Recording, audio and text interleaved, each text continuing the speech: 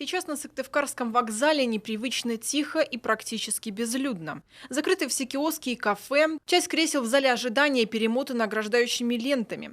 На полу разметка, каждые 2 часа проводится дезинфицирующая обработка помещений. Все для того, чтобы снизить риск возможного заражения.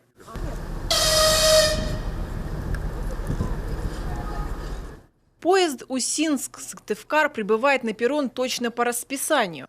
Пассажиров в последнее время стало заметно меньше, примерно 20 человек на поезд. Кто-то приезжает по работе, кто-то к родственникам, а кто-то просто возвращается домой. На выходе с вокзала всем без исключения измеряют температуру.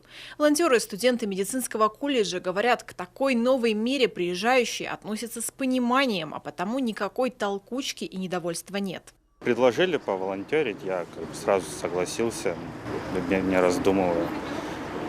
Быстро, точно, а главное бесконтактно. Инфракрасные термометры позволяют всего за пару секунд измерить температуру человека, а значит выявить потенциального носителя вируса еще до того, как он успеет выйти в город. К слову, таких случаев здесь еще не было. Если вдруг случится, что прибор все же зафиксирует повышенную температуру, больного сразу изолируют в специальную комнату на вокзале.